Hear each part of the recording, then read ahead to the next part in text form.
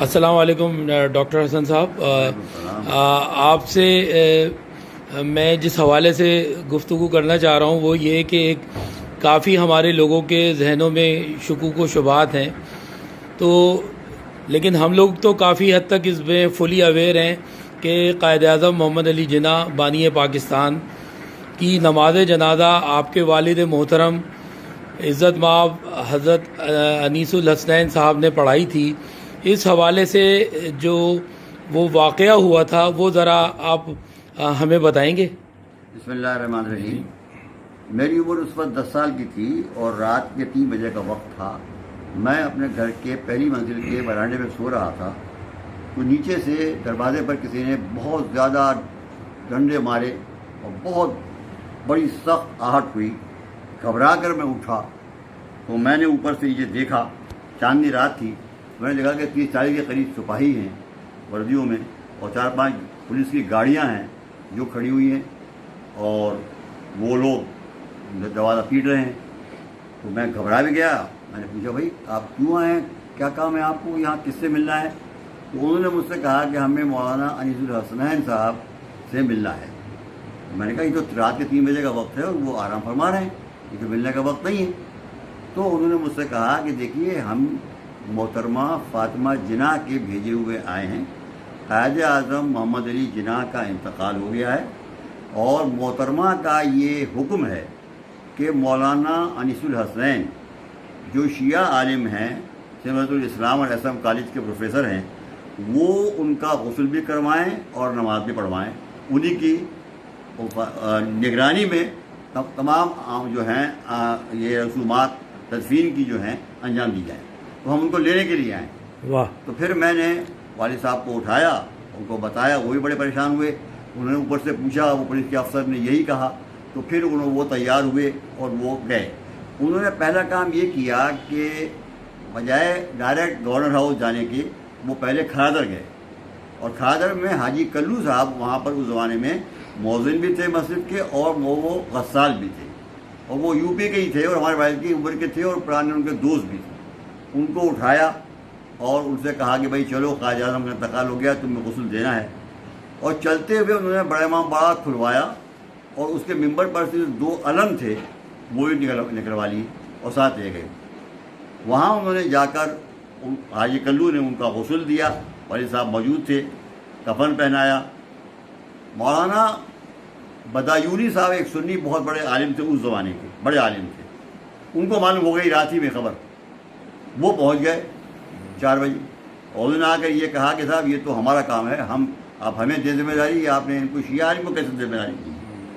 تو ہاشم رضا صاحب جو اس وقت کمشنر تھے، انہوں نے ان سے کہا کہ دیکھیے یہ جو ہم نے ذمہ داری ان کو دی ہے یہ محترمہ فاطمہ جناح کی حکم پر دی ہے، فرمائش پر دی ہے، ہمیں بھی طرف سے نہیں دی ہے۔ ان کی یہ فرمائش ہے کہ مولانا صاحب انیس الحسنین صاحب قبلہ شیعہ عالم جو ہیں وہ ان کو غسل دلوائیں، کفن پہنوائیں، نماز پڑھائیں اور تلقین اور تمام جو تدفین کے اعمال ہیں وہ انجام دیں۔ تو اول تو وہ ناراض ہوئے کافی، مگر اس کے بعد جب فاطمہ جناح صاحب کا انہوں نے حوالہ دیا تو ظاہر کچھ نہیں کر سکتے تھے، اور ہاشم رضا صاحب خود کمشنر تھے کراچی کے، ان کا مقابلہ کرنا تو آسان نہیں تھا، لہٰذا وہ واپس چلے گئے ناراض ہو کر۔ بالآخر وہ والد صاحب نے غسل و کفن کرایا اور گورنر ہاؤس کے اندر صبح کو 9 بجے تمام ممالک کے جو سفیر سفراء اس وقت تھے وہ اور تمام وزراء،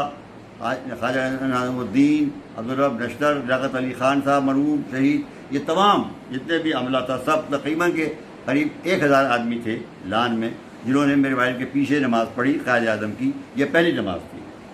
اس کے بعد جب وہ تابوت عوام جمع ہو گئے تھے، لوگ باہر گیٹ کے جمع ہو گئے تھے، وہ ان کو دے دیا گئی میت، وہ وہاں سے میت وہ آئی یہاں پر پرانی نمائش جہاں اس وقت قائد اعظم کا مزار ہے، ایک ٹیلا تھا جس کو ہاشم رضا صاحب ہی نے منتخب کیا تھا ایز اے کمشنر کہ یہاں ان کو دفن کیا جائے کیونکہ یہ بلند جگہ ہے، لہذا وہ وہاں پر آئے۔ وہاں پر اس وقت جو سنی عالم بہت بڑے تھے وہ شیخ الاسلام شبیر احمد عثمانی تھے، جن کو سعودی عرب نے اس وقت شیخ الاسلام کا لقب دیا تھا، وہ وہاں کھڑے تھے، انہوں نے وہاں نماز پڑھائی سارے مجمع میں سنی طریقے سے، ان کی نماز دوسری نماز ہوئی ہے۔ اور میرے والد نے یہ کیا کہ وہ جو علم لائے تھے 2 وہ ان کے تابوت میں باندھ دیے دونوں طرف، تو تابوت میں جہاں بھی فوٹو آپ ان کا دیکھیں گے قائد اعظم کا، آپ اس میں 2 الگ ثبوت دیکھیں گے ساتھ میں ان کے جو لگے ہوئے ہیں، جو اس بات کی ثبوت ہے کہ یہ شیعہ ہیں، کیونکہ کوئی سنی جو ہے وہ اپنے تابوت پر عباس کا علم لگانا گوارا نہیں کر سکتا۔ تو یہ اسی واسطے انہوں نے یہ کام کیا تھا کہ تاکہ یہ بات ثبوت ہو جائے کہ یہ شیعہ ہیں، اور فاطمہ جناح کی ہی اجازت سے یہ ہوا ہے، ظاہر ہے کہ وہی اس وقت وارث تھی، تو وہ علم لگے ہوئے ہیں۔ ابھی تک جو فوٹو آپ کو اویلیبل ہیں وہ بقول ہمارے آپ کہ وہ اس میں وہ یہ فوٹو موجود ہے، اور آپ اس میں لگا دیجیے گا فوٹو، اس بیان میں میرے لگا دیجیے گا، جس کے اندر علم لگے ہوئے ہیں۔ پھر وہ تلقین پڑھائی ہمارے والد نے شیعہ طریقے سے ان کی،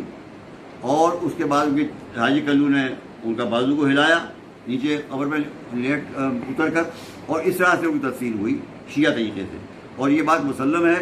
اس کو ابوالحسن اصفہانی صاحب نے اپنی کتاب میں بھی لکھا ہے، حاجی رضا صاحب نے اپنے بیان میں اس کو بیان کیا ہے،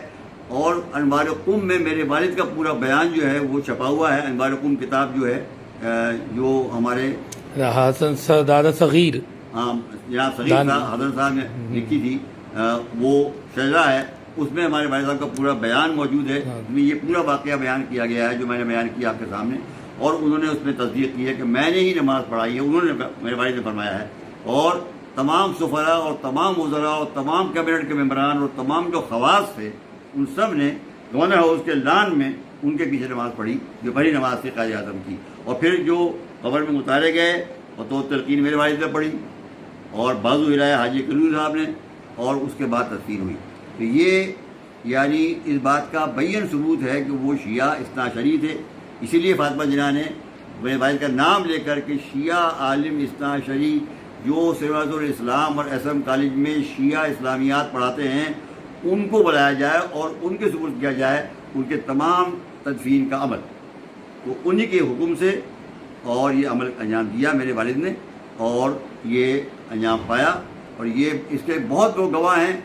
یہ افسوس کی بات ہے کہ وہ نماز پڑھاتے وقت فوٹو نہیں لیا گیا، ہم اس وقت چھوٹے تھے، ہمیں اس بات کا نظر نہیں تھا، نہ اس وقت کسی اور نے اس بات کا نظر تھا۔ بہت شکریہ، بہت زبردست فوٹو